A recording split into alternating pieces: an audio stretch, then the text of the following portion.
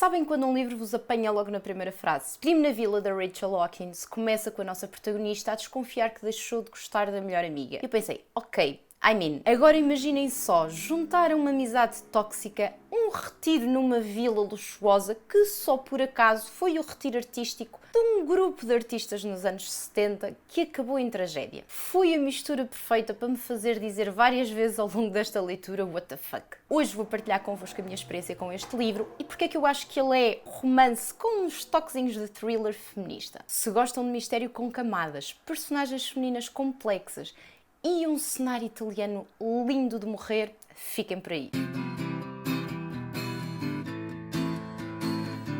Apesar deste ser o meu primeiro livro desta autora, ela já tem várias coisas publicadas em Portugal sobre o pseudónimo da Erin e eu até vou deixar aqui pelo menos dois, que é a Maldição dos Ex-Namorados ou a Maldição dos Beijos ou não sei o quê. Eu lembro-me destes livros saírem cá em Portugal, mas eu nunca tinha lido nada. Este livro é muito conhecido lá fora. Eu lembro-me principalmente de o ver, já não sei se ele foi finalista de melhor thriller ou uma coisa assim do Goodreads, mas eu lembro-me de muito criador de conteúdo lá fora falar muito bem deste livro. E então eu estava muito expectante que alguém cá em Portugal o publicasse e finalmente pude ler. A nossa protagonista é a Emily.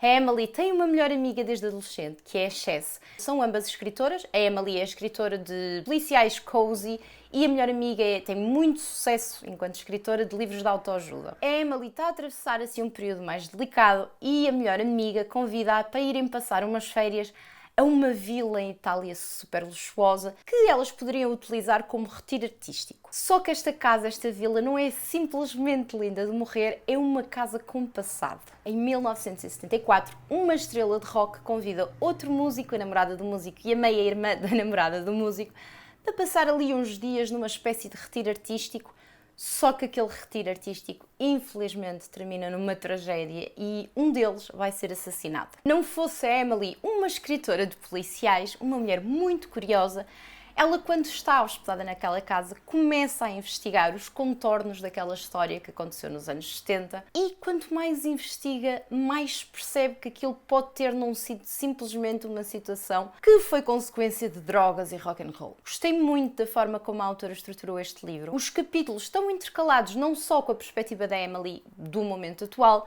mas também com a da escritora, com a Mary, que era a mulher do músico que foi convidado para o retiro artístico nos anos 70. E pelo meio também vamos apanhando capítulos com excertos de notícias, com podcasts, com livros sobre realmente aquilo que aconteceu naquele verão. Apesar de ser um livro que aborda o crime, que tem este mistério, para mim, pelo menos, foi um livro muito mais de ficção, com elementos de thriller, do que propriamente um policial clássico. Interessou-me muito mais o porquê do que o como ou quem. Interessou-me muito mais conhecer estas personagens todas muito interessantes, explorar as relações entre elas, do que propriamente descobrir quem é que foi o assassino. Em termos de ritmo, tem um ritmo incrível. Eu não queria fazer mais nada enquanto não terminasse o livro, só queria continuar a ler, Apesar de ser um livro muito rápido, não senti que fosse uma leitura superficial de todo. Há momentos em que nós conseguimos perceber e pensar sobre como a vaidade e a criatividade muitas vezes andam de mãos juntas, como o reconhecimento corrompe as pessoas e principalmente a arte de criar, principalmente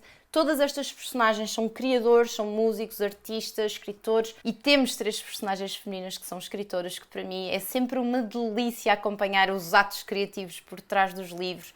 Portanto, eu amei essa parte no livro. Gostei muito que a autora tivesse tocado neste tema das amizades femininas tóxicas, de alguma forma como motor emocional no livro. No início fez-me muito lembrar a Impostora, que foi um livro que eu nem gostei por aí além, mas há realmente aqui uma competição feminina que não é nada saudável e que tem muito que se lhe diga e muita coisa por trás. E lembrou-me também de algumas relações que eu já vivi, de pessoas com quem tinha uma conexão incrível, tal como a nossa protagonista, mas que tenho que reconhecer que de alguma forma me drenavam aos bocadinhos. Eu acho que este livro captura muito bem a ambiguidade deste tipo de relações, a facilidade que é estarmos com alguém que nos conhece todos os cantos, que fala connosco em silêncio, mas ao mesmo tempo que nos faz sentir mais pequenos, que nos sufoca, que de alguma forma faz com que o nosso corpo grite que há alguma coisa que não está muito bem. E eu amei a forma como a escritora nos mostra isto neste livro. Há aqui muitos momentos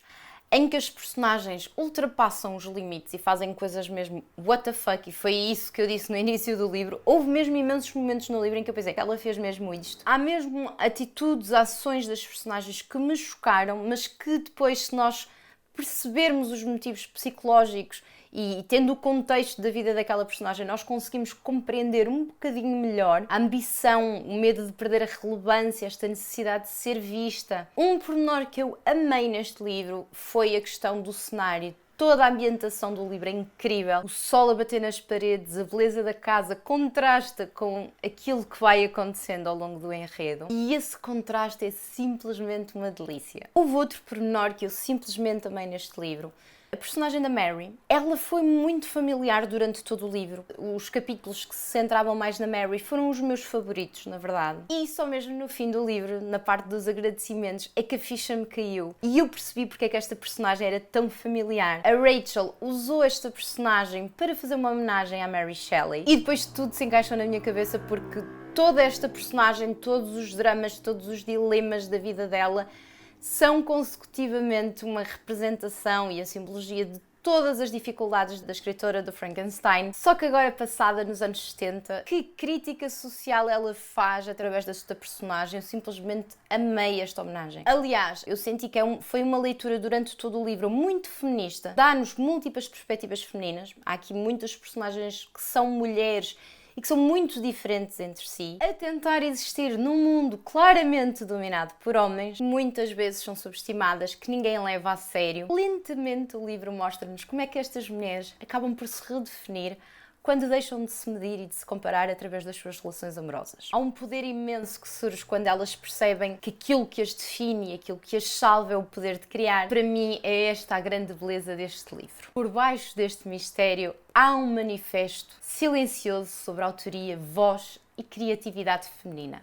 Se vocês realmente amam livros whodunit, eu sinto que este não é exatamente o vosso livro. Mas se gostam de tensão psicológica, de personagens complexas, de relações questionáveis, este é o vosso livro. É uma leitura que é muito emocional, que puxa por nós. É uma leitura também que nos cria ali uma ligeira dependência. Nós não queremos fazer nada enquanto não terminamos. Tem assim um ritmo delicioso e, pelo menos para mim, foi uma leitura muito inspiradora. Eu estava literalmente a ler sobre a criação de um livro, a criação de uma música e estava-me a dar muita vontade de criar também. Portanto, é sempre adorável, pelo menos para mim, quando um livro nos inspira a agir. Para quem leu, gostou muito e quer ler assim algo semelhante, eu aconselho 2 livros. Wayward, da Amelia Hart, eu vou deixar aqui em baixo o link. Foi uma leitura que eu amei há alguns anos atrás.